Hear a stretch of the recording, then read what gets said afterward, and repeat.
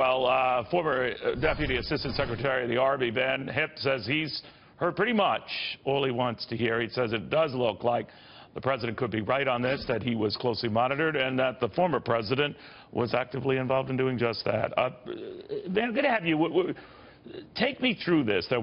These revelations, where do they place this right now?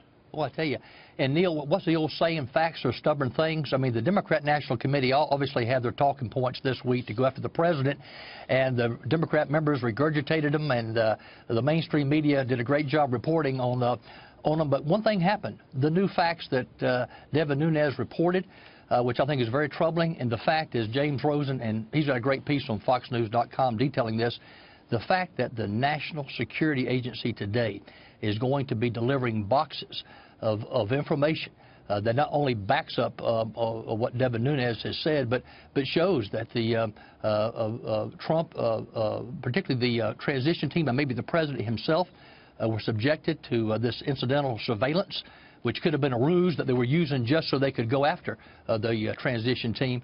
And we won't know all the facts until next week, but as James said, several sources are saying that it's possibly a smoking gun that actually establishes the spying on this president and his team. But there's a big difference between that, Van, right? I mean, and targeting Donald Trump himself, or the president, that is President Obama, targeting Donald Trump himself. Or am I missing something? No, but I would say the Obama administration, and I would have, if I were the president, I would have used that word, the Obama administration.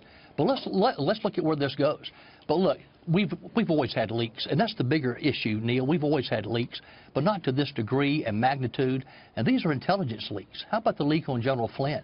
I mean, I think there are two things the president can do right now to really address this and get a hold of it. Number one, it's been an effective tool for law enforcement. Let's have cash rewards for honest people in the government who come forward with information that leads to the prosecution and conviction of those in our government who are disloyal and leaking classified information. And also the president has something, Neil, called the President's Intelligence Advisory Board. President Eisenhower started it. President Obama didn't use it. Appoint a strong chairman. Appoint the members, people who know intelligence and people who cannot be co-opted by the federal bureaucrats, and, Neil, people who can think outside the box and give us those intelligence reforms right now that the intelligence community needs. Van Hipp, thank you very much, my friend, the former Deputy Assistant Secretary of the Army. He served this country with great honor. Thank you, sir.